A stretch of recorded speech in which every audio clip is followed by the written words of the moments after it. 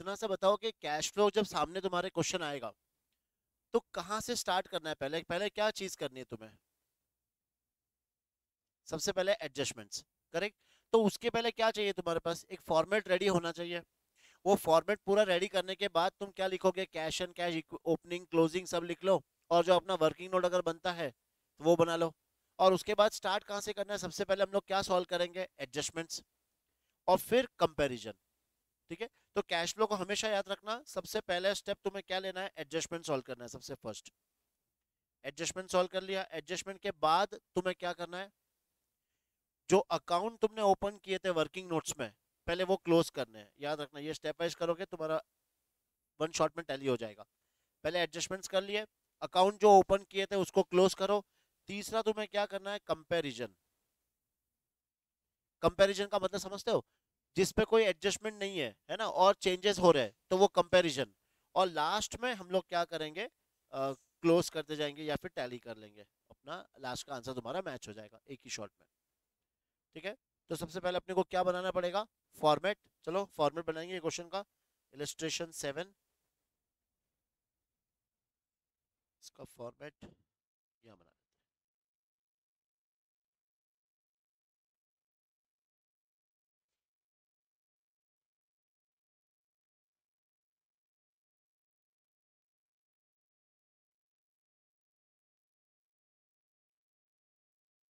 Adjustment है इस question में, बिल्कुल है, नीचे डेप्रिसिएशन भी दिया है।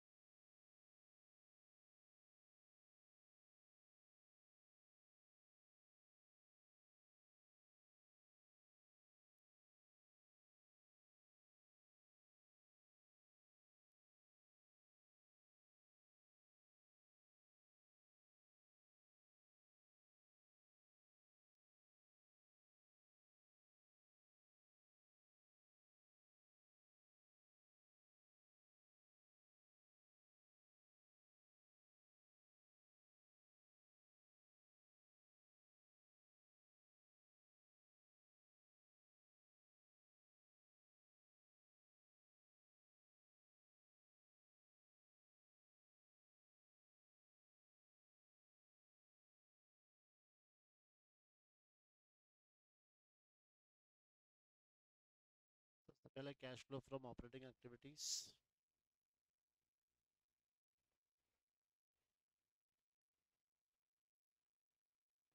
Net profit before tax and extra ordinary items.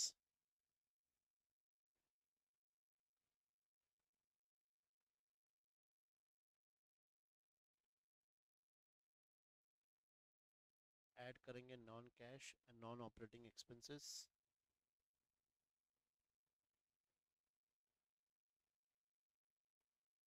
Minus करेंगे नॉन ऑपरेटिंग इनकम।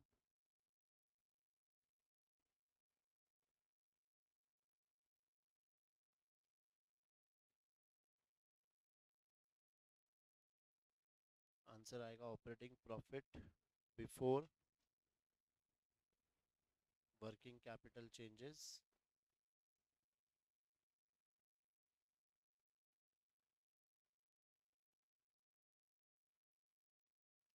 फिर ऐड करेंगे इंक्रीज इन करंट लाइबिलिटीज,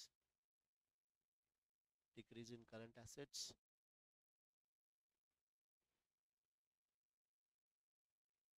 और लेस करेंगे decrease in current liabilities, increase in current assets.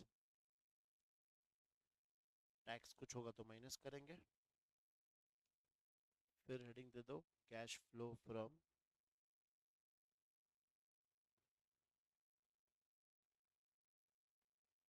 investing activities,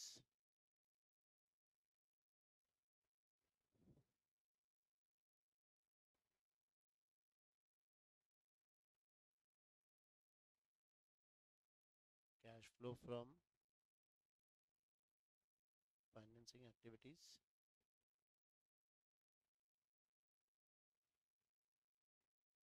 फिर net increase or decrease in cash, plus करेंगे cash and cash equivalents at the beginning of the year,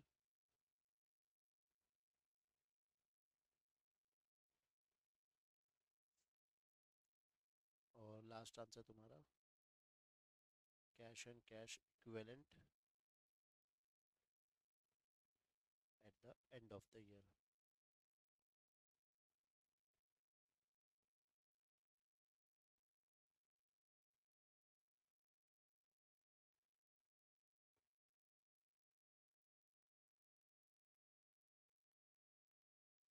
ठीक है, check कर लेते हैं adjustments. पर एक अकाउंट दिया था प्रोविजन फॉर टैक्स, एक ही अकाउंट बना लो, और दूसरा फिक्चर्स और व्हीकल दोनों का अकाउंट, 3 अकाउंट बना लो।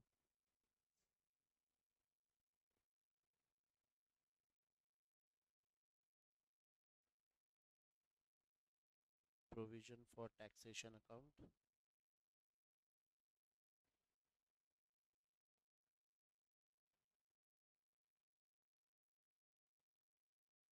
फिक्चर्स अकाउंट,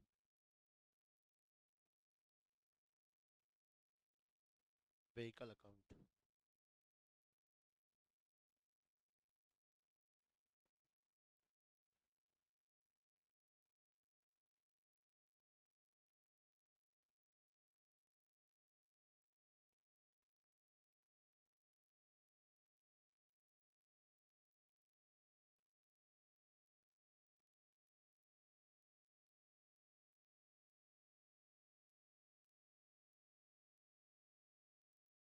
प्रोविजन का ओपनिंग बैलेंस इस साइड, क्लोजिंग बैलेंस इस साइड, फिक्चर्स का ओपनिंग, क्लोजिंग, व्हीकल का ओपनिंग एंड क्लोजिंग। प्रोविजन का ओपनिंग बैलेंस 1000 और 1500, ओपनिंग 1000, क्लोजिंग 1500। फिक्चर्स, फिक्चर्स का 11 और 17, ओपनिंग 11000, क्लोजिंग 17000। इसका बताना व्हीकल का 8000, 12500।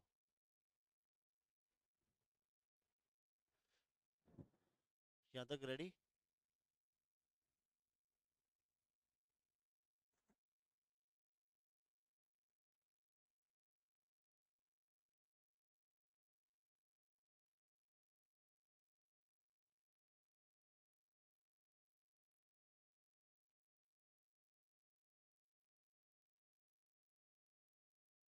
करें स्टार्ट? ठीक है, देखो नाउ अब हमें सीधा प्रॉफिट एंड लॉस अकाउंट क्या दिया, देखो प्रॉफिट बिफोर टैक्स, फिर हमें टैक्स करंट ईयर का टैक्स दिया है, profit for the year, dividend declare और रिटेन्ड प्रॉफिट 1000। अगर मैं ऊपर जाके देखो ये प्रॉफिट एंड लॉस को अगर कंपेयर करता हूँ, 4000 और 5000 का डिफरेंस क्या है, 1000। तो ये 1000 का ये रहा है ना। अब ये 1000 का ब्रेकअप कैसे था, देखो प्रॉफिट बिफोर टैक्स था 4.5, फिर करंट ईयर का टैक्स और डिविडेंड कुछ हमने डिक्लेयर किया था। तो बताओ हम लोग क्लोजिंग माइनस ओपनिंग से स्टार्ट करें या डायरेक्ट बिफोर टैक्स से स्टार्ट करें? थोड़ा सोचो। डायरेक्ट हम लोग देखो नॉर्मली मैंने क्या सिखाया था, closing balance of PNL minus opening balance of PNL, हम लोग वो करेंगे। ठीक है, या तो वो नेट प्रॉफिट आएगा, और या फिर डायरेक्टली मैं कहां से स्टार्ट करूं, प्रॉफिट बिफोर टैक्स से। प्रॉफिट बिफोर टैक्स क्योंकि मैं ये सब एडजस्टमेंट करने के बाद जो लास्ट का मेरा आंसर ही क्या आता है, प्रॉफिट बिफोर टैक्स। और देखो अपने फॉर्मेट में चाहिए भी क्या, नेट प्रॉफिट बिफोर टैक्स। जब डायरेक्ट क्वेश्चन में दे रखा है तो तुम्हें बाकी सब एडजस्टमेंट करने की जरूरत नहीं है। तो कितना प्रॉफिट बिफोर टैक्स लिखो यहाँ पे 4500। प्रॉफिट बिफोर टैक्स लिख लो 4500, ठीक है। चलो अब एडजस्टमेंट्स क्या क्या है। तो यहाँ पे देखो करंट ईयर का टैक्स है, ये करंट ईयर का टैक्स। बताओ कहाँ जाता है करंट ईयर का टैक्स, बताओ कहाँ लिखते हैं हम लोग। एक तो वर्किंग नोट में आता है, याद है, और दूसरा उसके अकाउंट में जाएगा। तो लिख लो अकाउंट में 1500 रुपया। कौन से साइड लिखेंगे, क्रेडिट साइड में, by profit and loss account 1500। तो इससे ये पता चल गया कि ये अकाउंट जब मैं क्लोज करूंगा तो टैक्स पेड कितना आएगा मेरा, 1000 रुपीज। यहाँ पे लिख दो टू कैश अकाउंट। ये मैंने क्या किया है, इतना टैक्स मैंने पे कर दिया है। तो टैक्स पेड का हाथों सेकंड इफेक्ट लिख लो कहाँ पे, ऑपरेटिंग एक्टिविटीज 1000, यहाँ पे minus tax paid 1000, tax paid 1000, ठीक है। ये हो गया अपना टैक्स पेड। फिर डिविडेंड डिक्लेयर्ड 2000। बताओ डिविडेंड डिक्लेयर्ड है ये खाली, एक तो वर्किंग नोट में चला गया अपना, दूसरा फाइनेंसिंग में जाना चाहिए, है ना। तो चेक कर लेते हैं। यहाँ देखो डिविडेंड पेड का भी एक अकाउंट था, डिविडेंड पेबल। ओपनिंग में था 1000 और क्लोजिंग में हो गया 0। पिछले साल का इस साल पे कर दिया, तो 1000 तो अपने पिछले साल का पे करा है, और प्लस ये 2000 भी। ये कैसे पता चला कि 2000 पे हो गया है। अगर नहीं हुआ होता तो ऊपर बैलेंस शीट के लाइबिलिटी साइड में शो कर रहा होता है। क्या बैलेंस शीट में कुछ नहीं है, इसका मतलब ये भी मैंने क्या कर दिया है, पे कर दिया है। समझ में आया। तो मैंने डिविडेंड पेड कितना है 3000, तो लिखी दो डिविडेंड पेड। कहाँ लिखेंगे, फाइनेंसिंग एक्टिविटीज में लिख लो डिविडेंड पेड 3000। समझ में आया, 3000 कहाँ से आया, 2000 तो डिक्लेयर और 1000 जो अपने पेएबल था वो 0 हो गया था, करेक्ट। तो देखो अब ये एडजस्टमेंट अपना हो गया सॉल्व, इसमें से अब कुछ देखने की जरूरत नहीं। और नीचे कुछ एडजस्टमेंट था, ये डेप्रिसिएशन फॉर द ईयर, दो जगह पे, कहाँ पे, एक ऑपरेटिंग और दूसरा इन दोनों के अकाउंट के क्रेडिट साइड में लिखो। चलो डेप्रिसिएशन, टोटल डेप्रिसिएशन 3500, एक तो लिख दो यहाँ पर,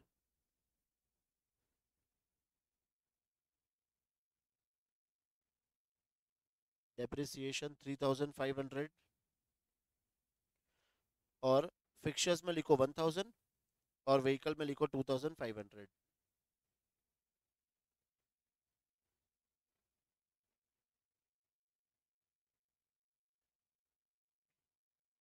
फिक्चर्स में 1000 और व्हीकल्स में 2500। नेक्स्ट, ये हो गया ना। देखो proceeds on disposal of vehicles, उसका WDV था 1000।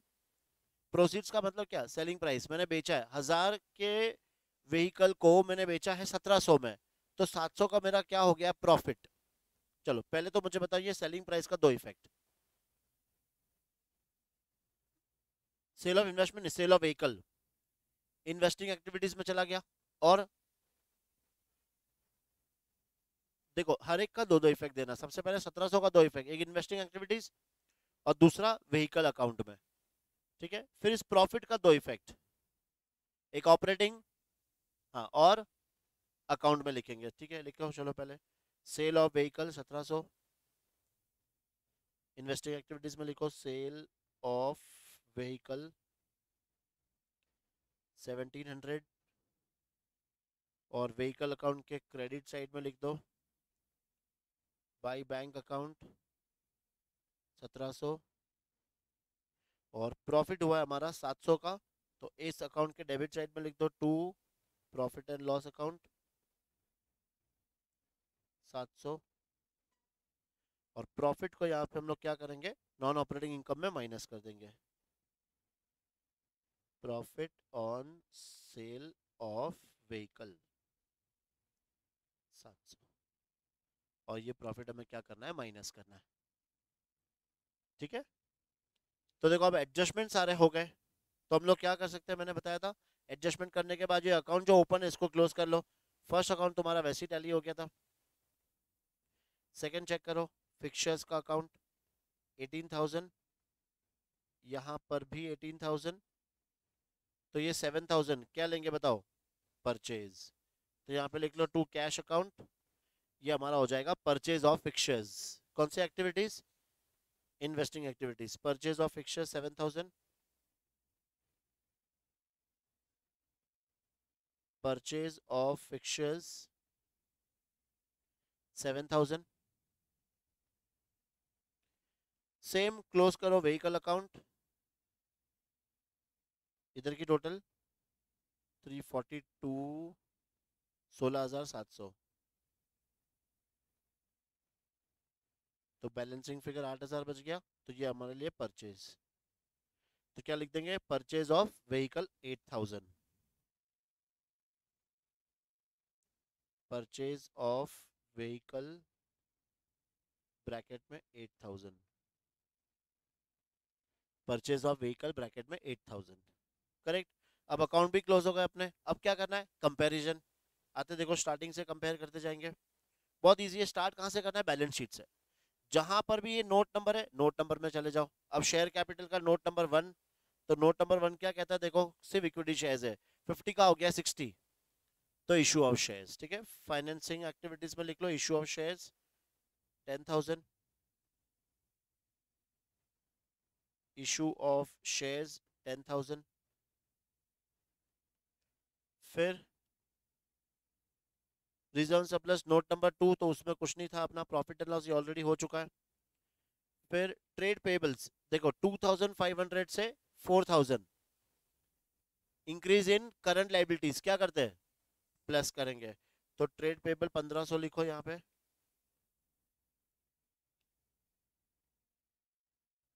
Trade payable 1,500।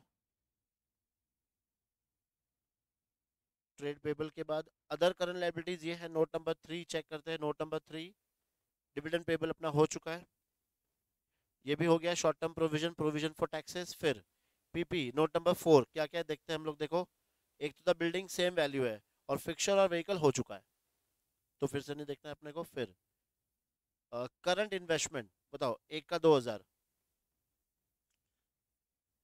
करंट इन्वेस्टमेंट तो कौन सी एक्टिविटीज में जाएगा, इन्वेस्टिंग एक्टिविटीज में। क्या लेंगे अपन इसको, परचेज ऑफ इन्वेस्टमेंट। पहले 1,000 था, अभी 2,000, तो परचेज ऑफ इन्वेस्टमेंट 1,000।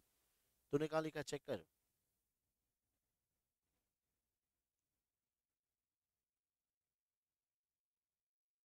इसलिए बोलते याद नहीं करना है ना।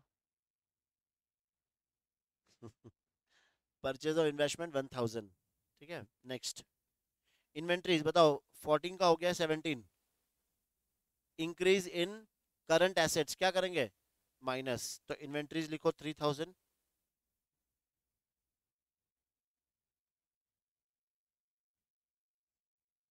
इन्वेंट्रीज 3,000, ये हम लोग कर देंगे माइनस।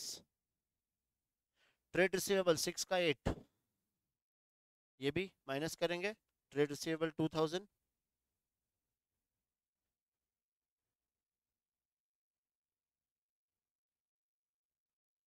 ट्रेड रिसीवेबल माइनस कर देंगे।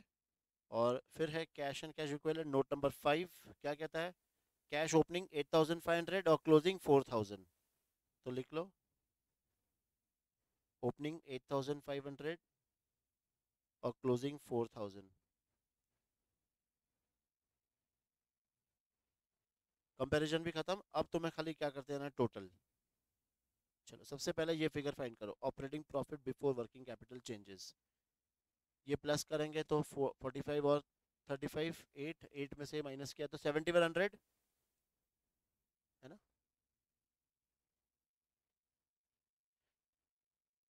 7,300, ठीक है। फिर ये प्लस करो और ये दोनों माइनस करो, टैक्स मत करना, 3,800, और 3,800 में और 1,000 माइनस करेंगे तो 2,800 आउटर कॉलम में। और इसके लिए लिखना net cash flow from operating activities, और इसको दे देंगे हम लोग ए। ये सब प्लस माइनस करो, इस बार नेगेटिव आएगा, 14,300 नेगेटिव। तो net cash used in investing activities, ये अपना बी। और ये 7,000 पॉजिटिव। तो net cash flow from financing activities, ये अपना सी। और ए प्लस बी प्लस सी क्या कहता है? 4.5 है, 4,500, हाँ, -4,500 आएगा। तो यहाँ पे तुम्हें क्या लिखना है? Net decrease in cash.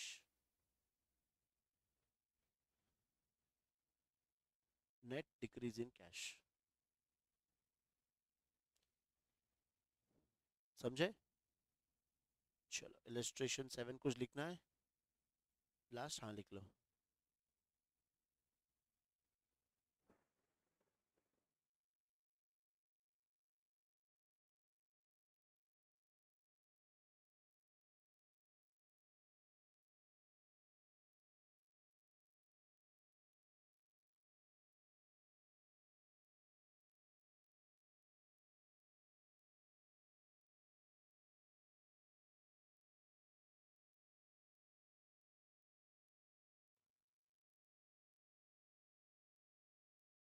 Done,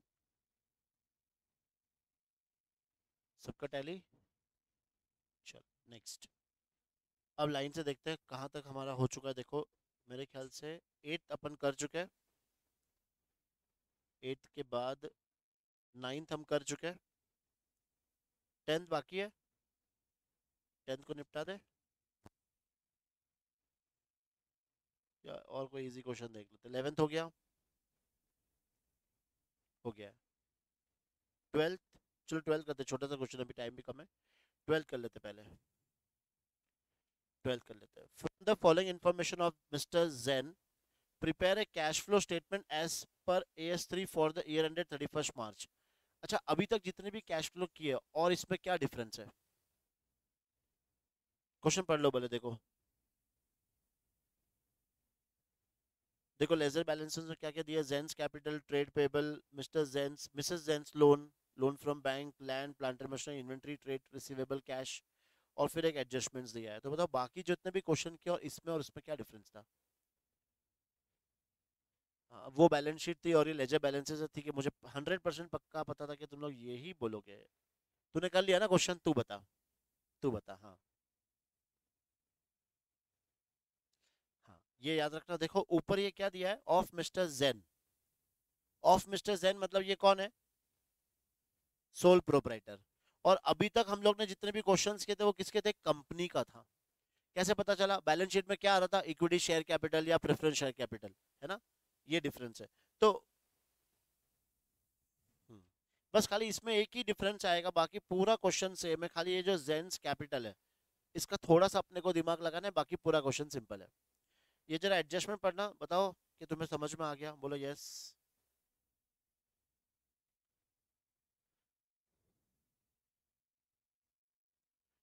यहाँ तक पढ़ो, 40,000 तक।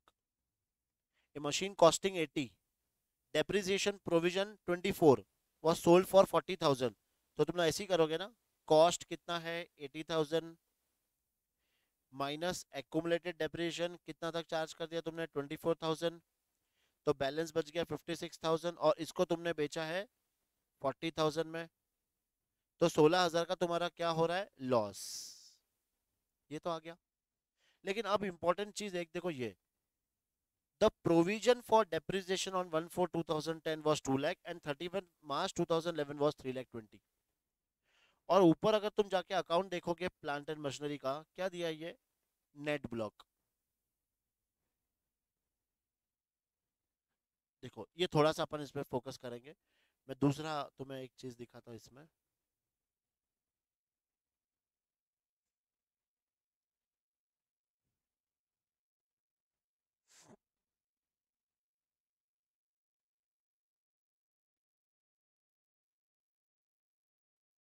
यही लास्ट क्वेश्चन है ना अपना?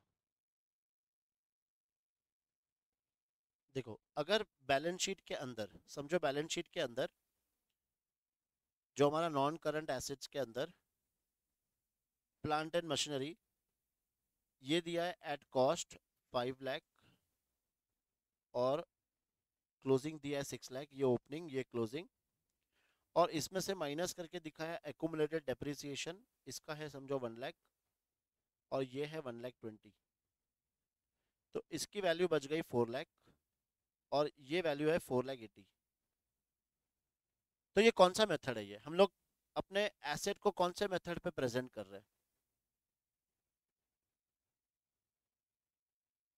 या फिर दूसरा, बैलेंस शीट एनसीए के अंदर हमें प्लांट एंड मशीनरी दिया है, यहाँ वैल्यू दिया है 4 लाख, और यहाँ वैल्यू दिया है 480, और ब्रैकेट में लिखा है WDV। अब तो बताओ दोनों में क्या डिफरेंस है, इतना बता दो खाली। ये दोनों बैलेंस शीट में शो हो रहा है, क्या डिफरेंस है? ऊपर वाले पे हम लोग रिकॉर्ड किस पे कर रहे हैं? एसेट को कॉस्ट पे रिकॉर्ड कर रहे हैं, और जो डेप्रिसिएशन है मैं वो कहाँ डाल रहा हूँ? डेप्रिसिएशन प्रोविजन अलग से ही कर रहा हूँ। तो याद है हम लोग यहाँ पे कितने अकाउंट बनाएंगे? दो। कौन सा अकाउंट? एक प्लांटर मशीनरी और दूसरा एक्यूमुलेटेड डेप्रिसिएशन। दूसरे मेथड में ये समझो मेरा हो गया मेथड 1, ये मेथड 2। बताओ इसमें कौन सा अकाउंट बनाओगे? सिर्फ एक ही अकाउंट बनेगा प्लांट एंड मशीनरी, क्या इसमें एक्यूमुलेटेड बनेगा? नहीं। अब तीसरा समझना अच्छे से, जो इंपॉर्टेंट है, मेथड 3।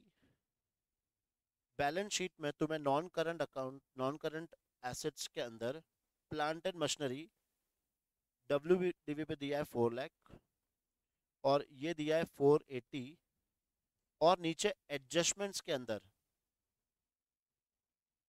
नीचे एडजस्टमेंट के अंदर क्या लिखा है? एक्यूमुलेटेड डेप्रिसिएशन, इसका दिया है 1 लाख ओपनिंग और 1,20,000 क्लोजिंग। अब बताओ। नहीं, इसमें मेथड कोई मायने नहीं रखता है, स्ट्रेट लाइन से करो या तुम WDV से करो।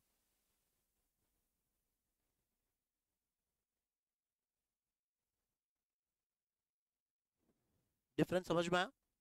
देखो फर्स्ट में मैं कॉस्ट और एक्यूमुलेटेड दोनों कहाँ दिखा रहा हूँ? बैलेंस शीट में। और वो जो आंसर है मेरा 4 लाख और 480, वो है क्या एक्चुअली? WDV। ये जो 4 लाख और ये 480, ये क्या है? WDV। सेकेंड मेथड में भी देखो, 4 और 480 क्या है? WDV, लेकिन मैं रिकॉर्ड किस पे कर रहा हूँ? सेकेंड वाले मेथड में WDV पे कर रहा हूँ। मतलब कॉस्ट और एक्यूमुलेटेड अलग अलग नहीं शो कर रहा हूँ, मैं डायरेक्टली किस पे रिकॉर्ड कर रहा हूँ? WDV पे। थर्ड मेथड में क्या है? मैं रिकॉर्ड तो कर रहा हूँ WDV पे, लेकिन साथ साथ में कौन सा अकाउंट बनते जा रहा है? Accumulated depreciation account. अब जब मैं अकाउंट बनाऊंगा तो कौन से अकाउंट बनाऊंगा? एक तो बनेगा मेरा मशीनरी अकाउंट, और दूसरा बनेगा मेरा एक्यूमुलेटेड डेप्रिसिएशन अकाउंट। फिर बारी आती है कि सर इसमें ओपनिंग बैलेंस क्या लिखेंगे? बताओ। 5 लाख। समझ में आया 5 लाख कहाँ से आया? 4 लाख तो WDV प्लस 1 लाख एक्यूमुलेटेड, ये इंपॉर्टेंट था इसमें बताना, ठीक है। और क्लोजिंग कितना आ जाएगा? 6 लाख। और एक्यूमुलेटेड का ओपनिंग कितना आ जाएगा? 1 लाख, और ये 1,20,000। समझ में आया? तो यही क्वेश्चन कहना चाह रहा है, देखो वापस से ये एडजस्टमेंट पढ़ना। The provision for depreciation on 1/4/2010, मतलब प्रोविजन का ओपनिंग बैलेंस है 2 लाख, और क्लोजिंग बैलेंस कितना है? 3,20,000। तो अब बताओ प्लांटर मशीनरी का ओपनिंग वैल्यू कितनी आ जाएगी? ओपनिंग में 2 लाख प्लस करेंगे और क्लोजिंग में 3,20 प्लस करेंगे, ठीक है। और ये मुझे क्या दिया है लास्ट में? Net profit. तो ये तो मेरा स्टार्ट में आंसर आ जाएगा, नेट प्रॉफिट। चलो पहले क्या बनाएंगे हम लोग? फॉर्मेट बना लेते हैं और उसके बाद सॉल्व करेंगे। हाँ छोटा ही है, इसमें तो इतने इतने से ही ट्रांजेक्शन अपने को रिकॉर्ड करने, बस छोटा सा ही बनाओ, एक पेज पे तीनों बन जाएंगे। ये है इलस्ट्रेशन 12।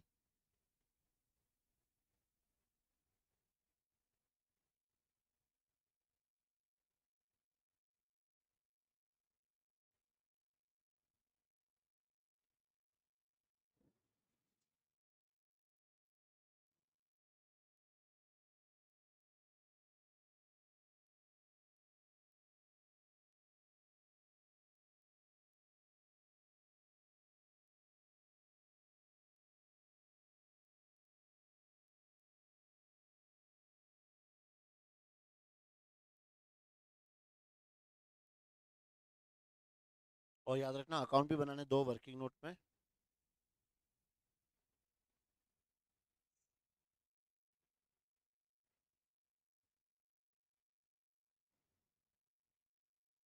एक तो बना लेना प्लांट एंड मशीनरी,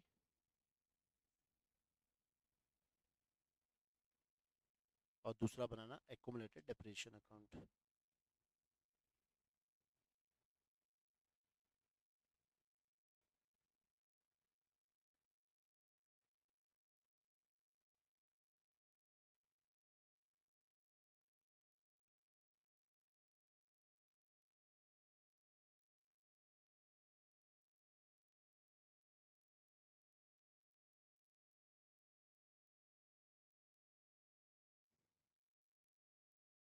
चलो ready with the accounts.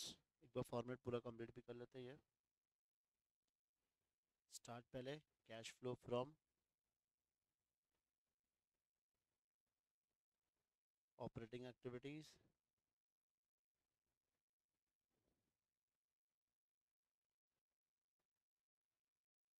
Net profit before tax,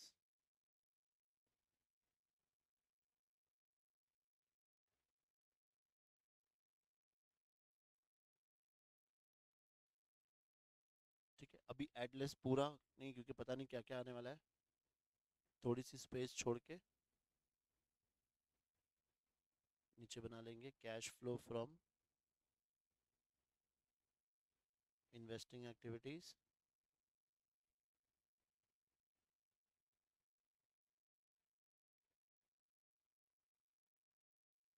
cash flow from financing activities, ठीक है। फिर लास्ट में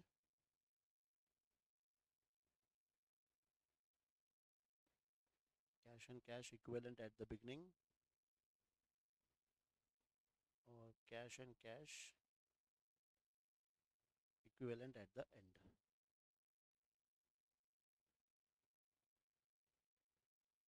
चलो फॉर्मेट रेडी। अब यहाँ पर एक ये भी लिख लेते हैं, to balance brought down, by balance carried down,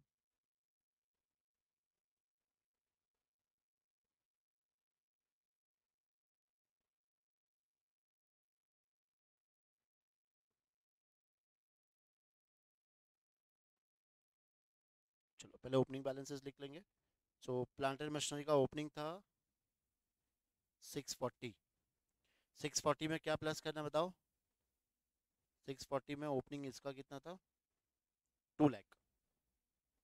तो 840 मशीन में लिख लो, 840 ओपनिंग, क्लोजिंग कितना? 760। प्लस कर लिया 760। और ये कितना था एकोमुलेटेड का?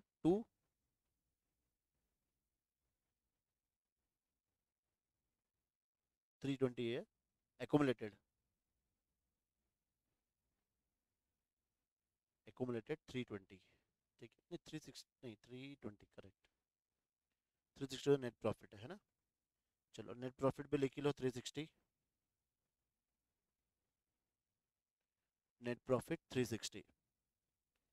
अगेन सेम चीज, पहले कहां से स्टार्ट करना है बताओ? एडजस्टमेंट्स। एक एडजस्टमेंट था इसमें, वो एसेट को अपन ने बेचा था। तो एक बार फिर से लिख लेते हैं, कॉस्ट था उसका 80,000, कॉस्ट 80,000 माइनस एक्यूमुलेटेड डेप्रिसिएशन 24,000, 56,000 आ गए उसकी WDV, और इसको मैंने बेचा सेलिंग प्राइस 40,000 में, तो 16,000 का आ गया लॉस। चलो अब ये रिकॉर्ड करेंगे। सबसे पहले आ जाओ प्लांट एंड मशीनरी के क्रेडिट साइड में, by bank account, by profit and loss account, and by provision for depreciation account. Bank account बेचा है 40,000 में, लॉस हुआ है 16,000 में, और इस पे डेप्रिसिएशन चार्ज किया हमने 24,000। एक्यूमुलेटेड के डेबिट साइड में टू प्लांट एंड मशीनरी, 24,000।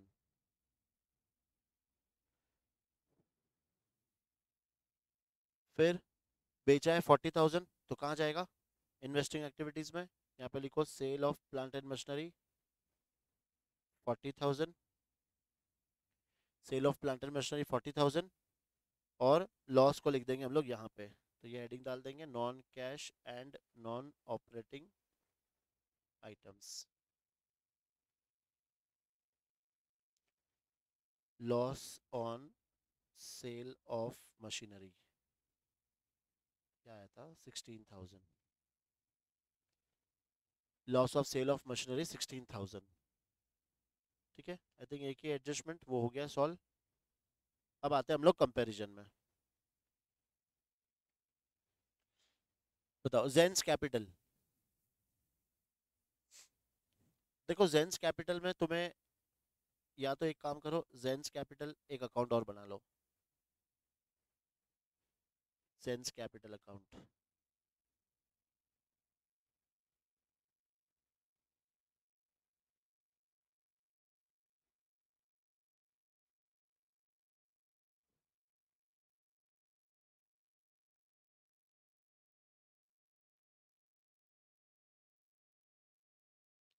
जेन का ओपनिंग बैलेंस ये है 10 लाख और क्लोजिंग है 1224, 10 लाख एंड 1224।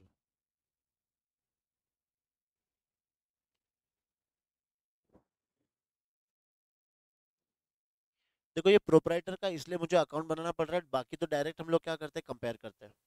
ठीक है, अब बताओ इस कैपिटल अकाउंट में क्या आता है, इंडी प्रोपराइटर के कैपिटल अकाउंट में और क्या चीज आती है? एक तो ड्राइंग्स आएगा और दूसरा एडिशनल कैपिटल और प्रॉफिट। इस क्वेश्चन में नेट प्रॉफिट दिया था तो वो नेट प्रॉफिट लिख लो। तो बाय नेट प्रॉफिट वो क्वेश्चन में दिया था अपने को 360, तो नेट प्रॉफिट लिख लो 360। ठीक है, अब बाद में करेंगे बाकी, एक बार कंपेयर करते रुको। ट्रेड पेबल, बताओ ट्रेड पेबल पहले था 320 और अब हो गया 352। ट्रेड पेबल में क्या हो रहा है? इंक्रीज। प्लस करेंगे। ठीक है, तो देखो डायरेक्ट भी लिख सकते हैं अपन, increase in trade payable. Increase in trade payable कितना? 32,000।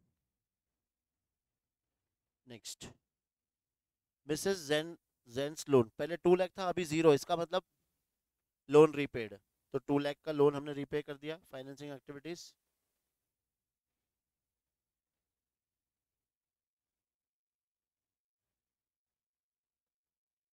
2 लाख का लोन हमने रीपे कर दिया। नेक्स्ट, लोन फ्रॉम बैंक 320 का 4 लाख लोन टेकन, तो लोन फ्रॉम बैंक टेकन 80,000 लिखो।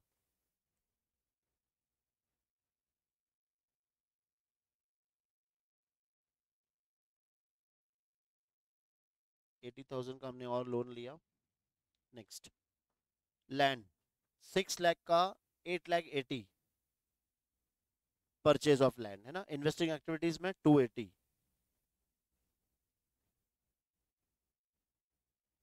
Purchase of land 2,80,000।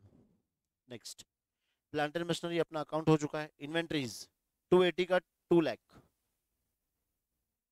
डिक्रीज है ना, क्या करेंगे? प्लस करेंगे 80,000। तो यहाँ पे लिख लो एड डिक्रीज इन इन्वेंट्री 80,000। फिर इसके बाद है तुम्हारा ट्रेड रिसीवेबल 240 का 4 लाख माइनस करेंगे कितना? 160। तो माइनस करेंगे less increase, increase in trade receivable. थोड़ा स्पीड से करेंगे, कभी भी सुसाइड करेगा ये। 160 माइनस कर देंगे। ठीक है, मेरे ख्याल से कंपैरिजन हो गया। हाँ, अब ये कैश का ओपनिंग क्लोजिंग लिख लो 80 और क्लोजिंग 56। Opening 80,000, closing 56,000। कम हुआ है मतलब डिक्रीज ही आएगा आंसर। चलो आई थिंक सारे खत्म, कैश भी हो गया, सब कुछ लिख लिया।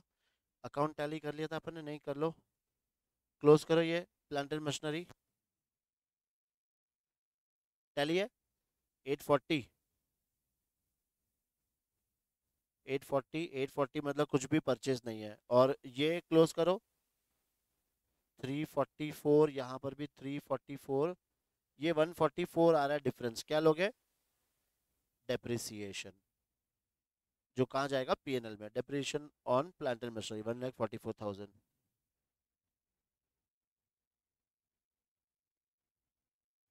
Depreciation on plant and machinery. हाँ, अब एक चीज़ और क्लोज कर लो, एक और अकाउंट बनाया था हम लोग ने, जेंस कैपिटल। ये आ रहा है देखो 1360, तो इधर का टोटल, इधर भी 1360, कितना बच रहा है? हाँ 136। अब डेबिट में मतलब ये क्या है अपने लिए? ड्राइंग्स। और ड्राइंग्स का लिखेंगे अपन? फाइनेंसिंग। ड्राइंग्स आउटफ्लो हो गया ये 1,36,000 का। चलो क्लोज करके आंसर सबसे पहले निकालो ये दोनों, ये यहाँ पे प्लस करो। Operating profit before working capital changes कितना आ रहा है? 5,20,000, तो ये आ गया। फिर इसमें कोई टैक्स वैक्स कुछ भी नहीं है, तो ये आंसर 4,72,000। तो ये आंसर पॉजिटिव लिख लो यहाँ पे। Net cash flow from operating activities, ये आंसर 240 माइनस में।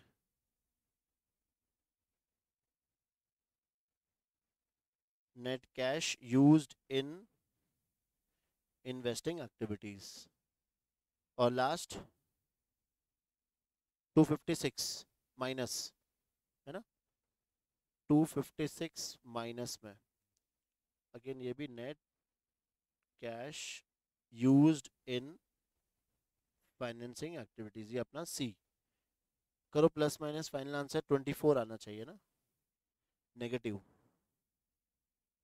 है, आ गया 24,000 नेगेटिव, तो ये आ जाएगा net decrease in cash.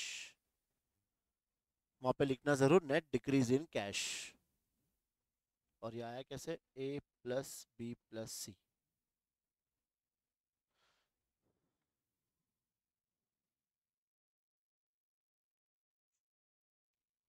Done. चलो आज होमवर्क नहीं दे रहा हूँ मैं, क्योंकि कल तुम्हारे बहुत सारे टेस्ट है। आज होमवर्क, लेकिन आज से कैश फ्लो आने स्टार्ट हो जाएंगे। ठीक है, डन।